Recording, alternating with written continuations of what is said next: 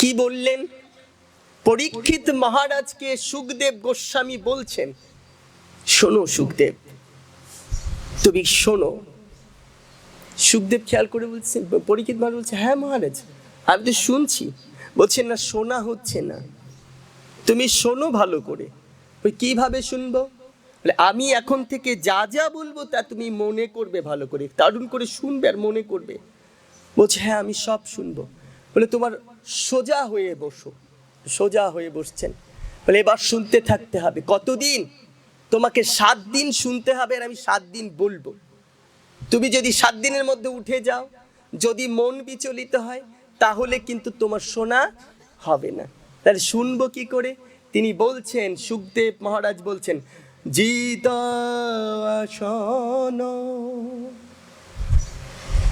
একেবারে সহজ করে বলো, জিতাসন। তুমি আসনটাকে জয় করো। এই আসনের কথা শুনে মনে পড়ে গেল, আসন কিন্তু এই যে আমরা যে আসনে বসেছি, এই আসনে কোনোদিন সিদ্ধি লাভ হবে না। সাধন ভজন এই আসনের জন্য না। এই আসনে সাধন করে কেউ কোনোদিন লাভ করতে পারবে না। এবার বলবেন হয়তো আমার মা বুনিয়ে দিয়েছে, আমার বাবা দিদি বুনিয়ে দিয়েছে, তা আমি এই আসনে বসবো না। বসবো কোন আসনে?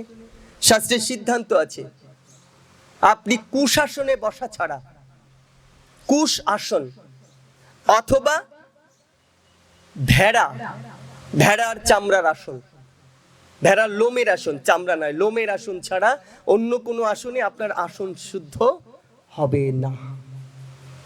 আর আপনার আসনে অন্য কেউ বসতেও পারবে না। ভজনের এত কঠিন নিয়ম, আপনি যে আসনে বসে ভজন করবেন, সাধন করবেন, জপ করবেন, তপ করবেন, সেই আসনে অন্য কেউ বসতে পারবে না, শাস্ত্রীয় সিদ্ধান্ত। এবার সুখদেব গোস্বামী সেটাই প্রমাণ করতে চাইছে পরীক্ষিত মহারাজের কাছে, জিতা আসে না, তুমি আসনকে জয় করো। আসনকে কি করে জয় করব? বলে তুমি আসনকে জয় করবে এমন করে তোমার মনকে নিরুদ্ধ করো তোমার হৃদয়ের মধ্যে, অন্য কোথাও যাওয়া যাবে না। মনকে হৃদয়ের মধ্যে নিরুদ্ধ কি করে করব? বলছে তুমি আমি যা বলবো, আবার শোনো পরীক্ষিত, আমি তোমাকে যা বলবো তোমার মনে রাখতে হবে। তুমি মাত্র আর 7 দিন সময় পাবে ভগবানের লীলা আস্বাদন করবার জন্যে। কে বলছেন? সুখদেব মহারাজ, অর্থাৎ যার বিন্দু মাত্র মায়া পৃথিবীর প্রতি নেই, মায়াহীন একজন পরম বৈষ্ণব, শুদ্ধ বৈষ্ণব, তার মুখ থেকে হরি কথা শোনা, গোবিন্দের কথা শোনা, কৃষ্ণ কথা শোনা এত স্বাভাবিক বিষয় নয়। সেই তার কাছে শুনতে গিয়েও তিনি বলছেন পরীক্ষিত মহারাজকে, তুমি আর মাত্র 7 দিন বাঁচবে। তাহলে নিশ্চিত 7 দিন সে বাঁচবে। আমরা কি 7 দিন বাঁচবো? আমরা কি কেউ বুকে হাত দিয়ে বলতে পারি যে আজ থেকে আমরা 7 দিন বেঁচে থাকবো, 7 ঘন্টা বেঁচে থাকবো, 7 মিনিট বেঁচে থাকবো? পরীক্ষিত মহারাজ বললেন, আসনকে জয় করার পন্থা বলুন।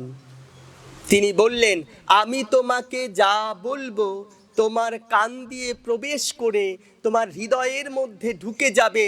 তুমি তা চোখ বন্ধ করে সেই আলোচনাটাকে তুমি তোমার হৃদয় অঙ্গম করে তুমি তোমার সামনে সেই লীলা যখন দর্শন করতে পারবে, তুমি তখন মনে করবে তোমার হৃদয় মন একাগ্র হয়েছে, তুমি তার লীলা দর্শন করেছো, মানে তোমার আসন শুদ্ধ হয়েছে। লীলা দর্শন করতে হবে কানে শ্রবণ করা মাত্র, তাহলে আসন হয়ে গেল। জিত আসন। তার পরের কথাটাই তিনি বললেন, জিত শ্বাস, তোমার প্রশ্বাসকে জয় করতে হবে। আমরা শ্বাস নিঃশ্বাস ছাড়ি সারাক্ষণ, তো কয়বার ছাড়ি কয়বার ভেতরে নেই শুনেছি, 21,600 বার না কয়শো বার, 21,600 বার। আচ্ছা, যার শ্বাসকষ্ট আছে সে কয়বার? 21,600 বার মেনে নিলাম। যার শ্বাসকষ্ট সে কয়শো বার? হ্যাঁ, আচ্ছা, যিনি ধ্যান করেন তিনি কয়শো বার? দেখেছেন, এখন আর 21,600 বার নেই। যিনি শ্বাসকষ্টে ভুগছেন তিনি কয়েক হাজার বার বেড়ে গেছে, কয়েক গুণ বেড়ে গেছে। আর যিনি ধ্যান করছেন, যিনি তার 12 আঙুলকে 24কে 48 করে নিয়েছেন, তার কতবার হচ্ছে? এই নিঃশ্বাস যত আপনি আপনার কন্ট্রোলে নিতে পারবেন, আপনার নিজের করতে পারবেন, আপনার আয়ু তত বৃদ্ধি হয়ে যাবে। শ্বাস প্রশ্বাসকে আপনি যত নিজের কন্ট্রোল করতে পারবেন, নিজের মধ্যে নিতে পারবেন, আপনার শ্বাস প্রশ্বাস আপনাকে আয়ু বৃদ্ধি করে দেবে। আমরা গুরুর কাছে গেলেই শুধু আমাদের চাওয়া কি জানেন? আমাদের চাওয়াটাই খারাপ। গিয়েই বলি যে গুরুদেব আমার তো খুব অসুখ হচ্ছে, আমার একটু রোগটা সারিয়ে দিন তো। যদি গুরু আশীর্বাদ না দিল তো ও গুরুর কাছে আর যাবো না, ও আমার রোগ সারাই দেয় না। চাওয়াটা রোগ সারানো।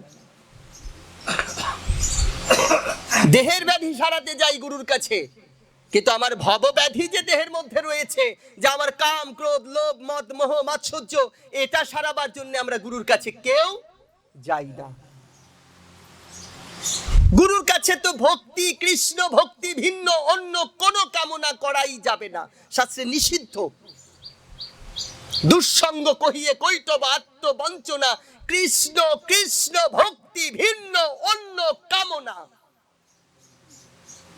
অন্য কামনা আপনি করতেই পারবেন না, তাহলে আপনি দুঃসঙ্গ করছেন। দুঃসঙ্গ কহিয়ে কৈটব আত্মবঞ্চনা, কৃষ্ণ কৃষ্ণ ভক্তি ভিন্ন অন্য কামনা, কিচ্ছু করা যাবে না। বুঝে নিলেন পরীক্ষিত মহারাজ যে তার শ্বাসকে প্রশ্বাসকে কেমন করে ছাড়তে হবে। এবার সুখদেব গোস্বামী বললেন, তোমার নিঃশ্বাস ছাড়ার শব্দ যেমন তোমার কানও না পায়, এইরকম নিঃশ্বাস ছাড়া যাবে না। তোমার কান যেন তোমার নিঃশ্বাস শুনতে না পায়। তাহলে কি করতে হবে? ধরো চোর হাওয়ার ঘরে ফাঁদ পেতে, ধরো চোর হাওয়ার ঘরে ফাঁদ পেতে, সে কি সামান্য চোরা ধরিবি কোনা কাঞ্চিতে, ধরো চোর হাওয়ারে ঘরে ফাঁদ পেতে। যদি ওই চোরাকে ধরতে হয় তাহলে কোনা কাঞ্চিতে ধরা যাবে না, হাওয়ার ঘরে ফাঁদ পেতে বসতে হবে। সেই ফাঁদটা কি? সেটা হচ্ছে নিরিখ। গুরুর চরণ আর তোমার নয়ন, এ দুটো একত্রিত করে গুরুর চরণের দিকে নিরিখ বেঁধে বসে থাকতে হবে। গুরুর চরণ স্মরণ করা মাত্রই যেন নয়নে দর দর করে জল আসে, তুমি যেন প্রেম বন্যায় ভেসে যাও, কৃষ্ণ প্রেমে যেন উদ্বেলিত হয় হৃদয়। না হলে পাওয়া যাবে না। গুরুর চরণকে নিরিখে বাঁধতে হবে। কৃপা খুব অল্প রে মা, কৃপা পাওয়ার জন্য বেশি কিছু করতে হয় না। একবার নাম জপ করতে করতে যদি গুরুর চরণ স্মরণ হয়ে নয়ন থেকে এক ফোঁটা জল একবার ঝরে পড়ে, আপনি জেনে রাখুন আপনার এই মানব জন্ম সেদিন ধন্য হয়ে গেছে। তেমনি যদি গুরু তার নাম জপ করতে করতে কোনো শিষ্যের কথা একবার মনে পড়ে যায়, তার জীবনও ধন্য হয়ে যায়, আর কিছু প্রয়োজন হয় না। এবার সুখদেব গোস্বামী তার তৃতীয় অর্ডারটা করছেন। কি বলছেন? জিত সঙ্গ, তুমি তোমার সঙ্গটাকে জয় করো। আমরা সবসময় বলি না সৎসঙ্গে স্বর্গবাস আর অসৎসঙ্গে সর্বনাশ। অসৎসঙ্গ আমাদের সামাজিকভাবে বর্ণনা আছে কি, যে লোকটা মদ্যপ অবস্থায় থাকে তাকে মাতাল বলা হয়, তার সঙ্গ তার সাথে যেও না, তাহলে তুমিও মাতাল হয়ে যাবে। আমাদের শাস্ত্র অন্য কথা বললেন। কি বললেন? যদি কোনো সাধু মাতালের বনে চলে গেল, সব মাতাল এক বনে, সাধু গেছে একা, সাধু একা চলে গেছে ওই মাতালের মধ্যে। সাধুকে দেখেই সবাই কেউ বলছে ওকে মার, কেউ বলছে থাক থাক, সাধু মানুষ মারিস না, ওর মতো আছে থাক না, মারার কি দরকার আছে, থাক ওখানে থাক। এই করে করে সাধুকে কেউ মারতে বলছে, কেউ বলছে মারিস না। সাধু বললো বাবারে আবার আসলাম কোথায়, এদিকে সব মাতালের রাজ্য রে। সাধুকে কেউ ভেতর থেকে জানিয়ে দিল তোমাকে এখানে পাঠানোই হয়েছে এই অসাধুগুলোকে তোমার সাধুর দলে নিয়ে যাওয়ার জন্য। বলো না রাধে রাধে।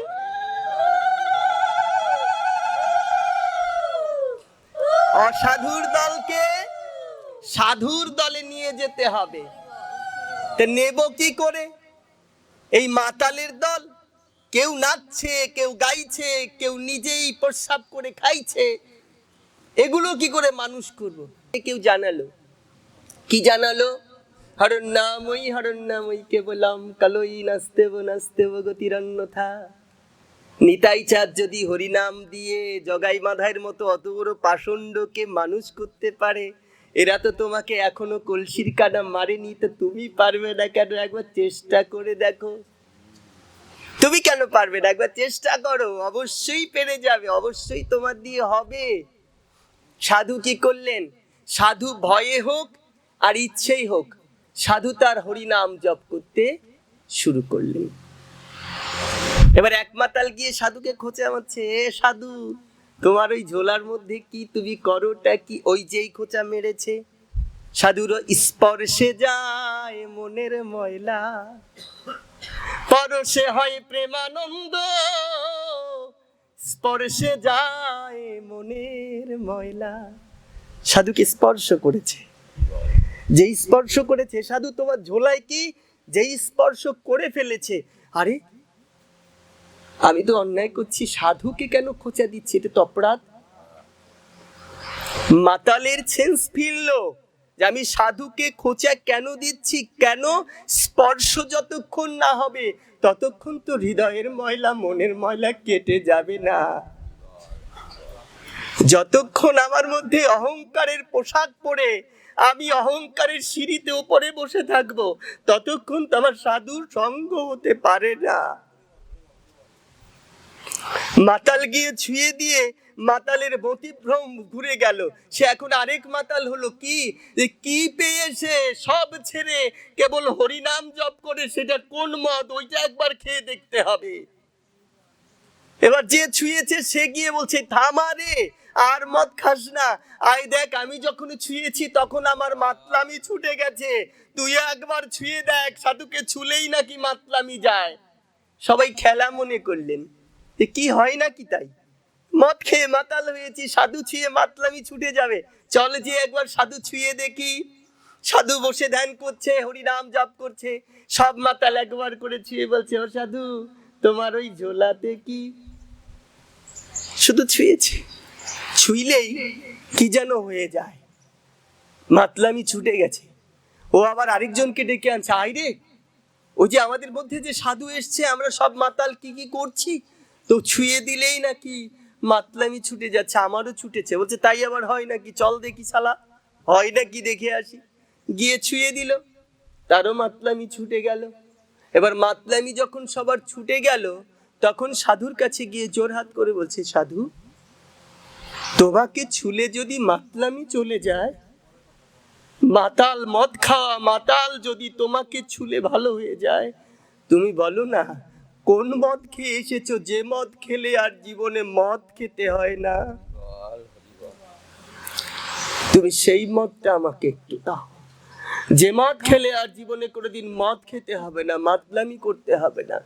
সাধু স্পষ্ট ভাষায় বলে দিলেন, সাধু সঙ্গ করো, সাধু সঙ্গ করলে তোমার জীবনের ভব যত মাতলামি আছে, যত জ্বালা আছে হৃদয়ের মধ্যে, তুমি তো এমনি মদ খাও না গো, হয় তোমার পুত্র বিয়োগ হয়েছে, না হলে অর্থ বিয়োগ হয়েছে, না হলে সম্পত্তি বিয়োগ হয়েছে, না হলে ভালোবাসার মানুষ বিয়োগ হয়েছে, তাই তো তুমি দুঃখ ভুলতে মদ খেয়ে থাকো।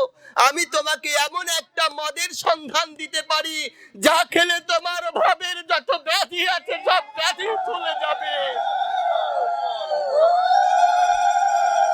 কোনো ব্যাধি থাকবে না গায়ে, সকল ব্যাধি চলে যাবে।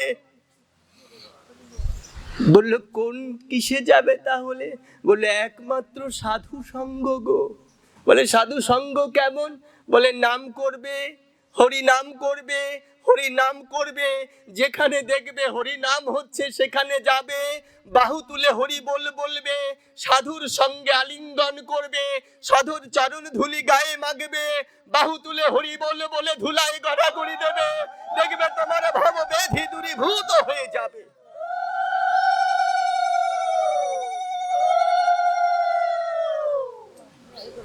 বলে তাতে কি হবে? এতে কি হবে? বলে তাতে তোমার ভক্তির জন্ম হবে। বলে ভক্তি হলে কি হবে? তাহলে তুমি মুক্তি পেয়ে যাবে, আর তোমাকে এই দুঃখময় জরা জগতে আর কোনো দিন ফিরে আসতে হবে না। বলে ভক্তি পেতে হলে তাহলে সাধুর বাজারে যেতে হবে। বলছে হ্যাঁ, সাধুর বাজার ছাড়া কোথাও ভক্তি কিনতে পাওয়া যায় না। বলে পয়সা? বলে পয়সা লাগে না গো, সাধুর বাজারে গিয়ে মন দেবে আর ভক্তি নেবে, মন দেবে আর ভক্তি নেবে। বলে শুধু মন দিলেই হবে, কোনো অর্থকড়ি লাগবে না? বলছে না, কিছু লাগবে না, শুধু মন দিলেই ভক্তি পাওয়া যাবে।